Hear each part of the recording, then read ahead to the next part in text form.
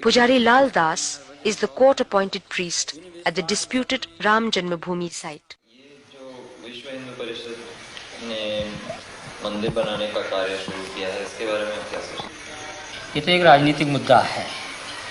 विश्व हिंदू परिषद ने जो कार्यक्रम चलाया है, मंदिर तो बनाने के लिए कोई रोक नहीं था। फिर हमारे यहाँ ऐसा कोई विधान नहीं है कि हम भगवान को अलग हटा करके किसी जगह रखे जाएं, क्योंकि भगवान जहाँ विराजमान हमारे होते हैं हम उसको मंदिर ही मानते हैं। हमारे यहाँ हिंदू परंपरा ही है, चाहे वो किसी भी मकान में रख दिए जाएं तब भी हम उसको मंदिर ही कहते हैं, क्योंकि भगवान जहाँ विराजमान है वो मंदिर ही होता है। फिर अलग से मंदिर बनाने का कोई औचित्य नहीं। अगर अलग से भी बनाया जाता तो उस इमारत में जिसमें भगवान विराजमान हैं हम उसको तोड़ना भी नहीं चाहते हैं, और जो लोग तोड़ना चाहते हैं वो इस मुद्दे को लेकर तोड़ना चाहते हैं कि पूरे हिंदुस्तान में एक तनाव की स्थिति पैदा हो और हिंदू मत जो है हमारे पक्ष में हो। उनको ये चिंता नहीं है कि कितना बड़ा जनसंहार होगा, कितने लोग मारे जाएंगे, कितने कटेंगे, कितनी बर्बादियां होंगी, या जो मुस्लिम बाहुल क्षेत्र में हिंदू रहते हैं उनकी क्या परिस्थिति होगी। हमारे देश के सामने तमाम ऐसी समस्याएं हैं कि 1949 से आज तक किसी मुसलमान ने वहाँ कोई अवरोध नहीं पैदा किया। लेकिन जब इन्होंने यह नारा दिया कि बाबर के संतानों से खून का बदला लेना है, तब पूरा देश जो है वो दंगाग्रस्त हो गया और कम से कम हजारों लोग इसमें मारे गए, मौत के घाट उतार दिए गए। लेकिन तब भी इन लोगों ने जरा सा यह महसूस नहीं किया कि यह तनाव जो देश में फैल रहा है, हिंदू मुस्लिम की जो एकता आज हमारे देश में बनी हुई थी, तमाम मुस्लिम शासकों ने मंदिरों को जो जागीरें दी, आज जानकी घाट में माफीनामा मिला, हनुमानगढ़ी के बहुत से भाग मुसलमानों के बनाए हुए हैं, फकीर राम जी का मंदिर मुसलमानों का माफीनामा है। ये तमाम जो जागीरें मुसलमानी शासकों द्वारा मंदिरों में दी गई, और अमीर अली और बाबा रामचरण दास के जो समझौते थे कि हम हिंदू और मुसलमान दोनों एक मिलकर के रहेंगे, उसी जन्मभूमि के पाठ में दो भाग किया गया कि एक तरफ मुसलमान नमाज पढ़ेंगे, एक तरफ हिंदू पूजा करेंगे। ये सारी बातें जो थी उस पर इन लोगों ने पानी फेर दिया।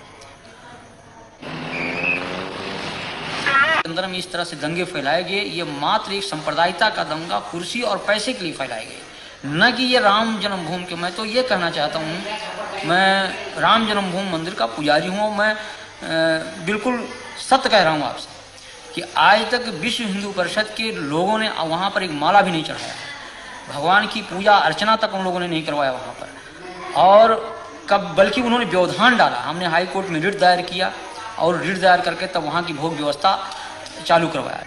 तो यहाँ की जनमानस ने कभी इसको स्वीकार नहीं किया, लेकिन इसमें कुछ किराए के साधु जिनको पैसा चाहिए, पैसे पर खरीदे गए, रामशिलाएँ घुमाई गईं। उसके उन रामशिलाओं को उन लोगों ने अपना कमरा, अपना मकान बनाना शुरू किया, और काफ़ी जनभावनाओं को उन्होंने दोहन करके और बड़ी बड़ी बिल्डिंगें तैयार कर ली। करोड़ों अरबों रुपए इन लोगों ने इकट्ठा किया, विभिन्न बैंकों में इन्होंने डाला, और लाखों रुपया उन्होंने व्यक्तिगत अपने खाते में इन लोगों ने डाला। तो लोगों की हत्याएं हो जाएं, लोग नष्ट हो जाएं, इससे इनको कोई मतलब नहीं। इनको मतलब पैसा मिले, कुर्सी मिले।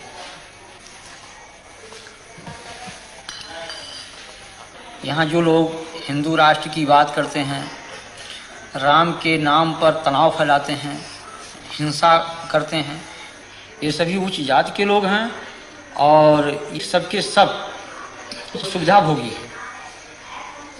इनमें त्याग और तपस्या और जनमानस का हित लेस मात्र नहीं है। ये केवल धार्मिक भावनाओं को बाहर करके और स्वयं को सुख सुविधा में वो परिणित किए हुए हैं। ये जनहित की बात कर ही नहीं सकते। लेकिन आज बड़े बड़े मठ हैं, करोड़ों अरबों की संपत्ति उसमें है, और हम पैदल छोड़ करके एयरमेल से चलते हैं, फर्स्ट क्लास की टिकट पर चलते हैं, एयर कंडीशन के कमरे में रहते हैं।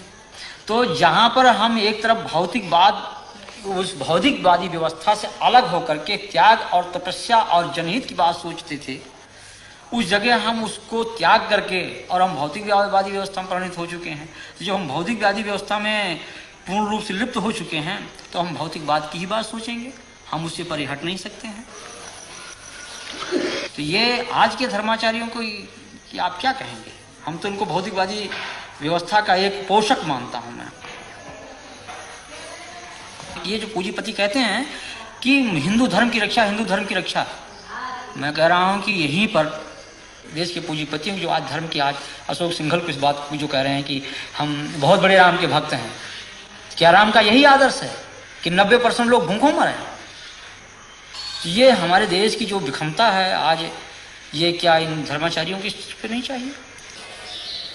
अगर आप बड़े पूंजीपति हैं, आपके पास पैसा है, आपके कहने में एक पूंजीपति समुदाय देश का है, तो उन पूंजीपतियों से पैसा लेकर के उन गरीबों में लगाइए आप, जैसे मदर टेरेसा कर रही है, या और जिन धर्माचार्यों ने किया है, पूर्व जो धर्माचार्यों हमारे ने किया है, उनका अनुकरण करें आप।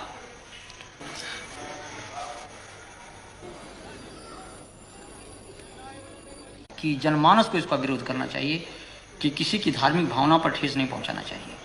हम किसी के दिल को तोड़े नहीं, हमारा धर्म ये अलाउ नहीं करता है, इस चीज को कभी अनुमति नहीं देता है।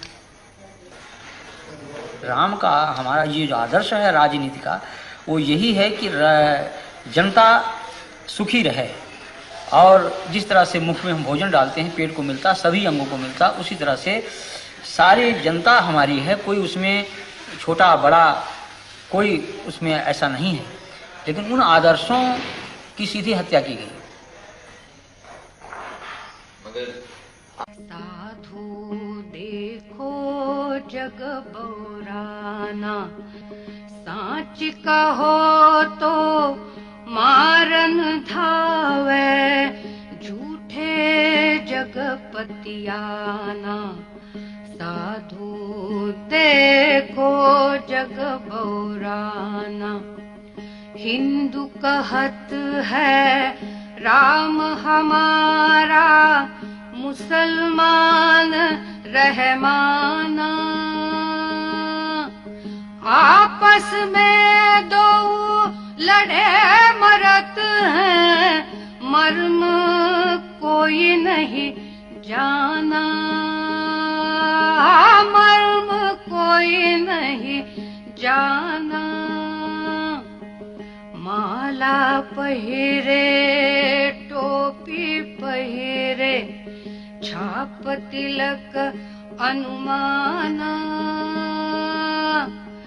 बहुतक देखे पीर औलिया, पढ़े किताब कुराना। करे मुरीद कबर बतलावे, उनहु खुदा न जाना, उनहु खुदा न जाना। या विधि हंसत चलत है हमको, आप कहावे स्याना। कहे कबीरा सुनो भाई साधो, कहे कबीरा सुनो भाई साधो, इनमें कौन दीवाना, इनमें कौन दीवाना।